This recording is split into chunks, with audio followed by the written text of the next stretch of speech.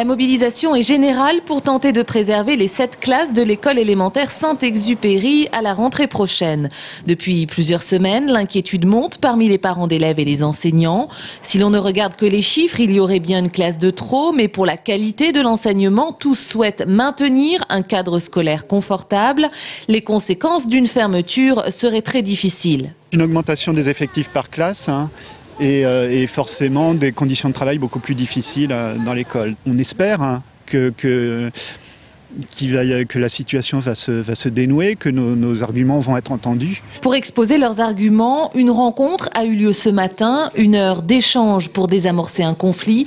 L'école Saint-Exupéry accueille en effet 12 enfants en CLIS, une classe d'intégration scolaire. Avec une classe en moins, l'apprentissage se ferait encore au détriment des enfants en difficulté.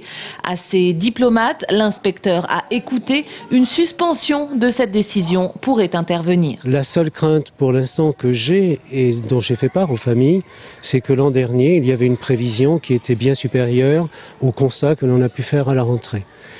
Donc voilà, les familles m'assurent effectivement que tous les parents seront là à la rentrée. C'est un des points d'incertitude qu'il nous faudra lever. Si le nombre d'enfants par classe devait dépasser les 27, certains parents ont annoncé qu'ils retireraient leur enfant de cette école. La directrice ne peut que constater les difficultés de l'établissement. Je trouve que les parents étaient vraiment solidaires autour de cette action et qu'on voit que c'est un moment fort pour les parents, un moment pour faire comprendre que cette fermeture va être difficile à vivre pour l'école. Ce soir, le député Jean-Patrick Gille et le conseiller général Frédéric Thomas rencontrent l'inspecteur d'académie. De leur côté, les parents ont décidé d'occuper l'école cette nuit et de maintenir la pression.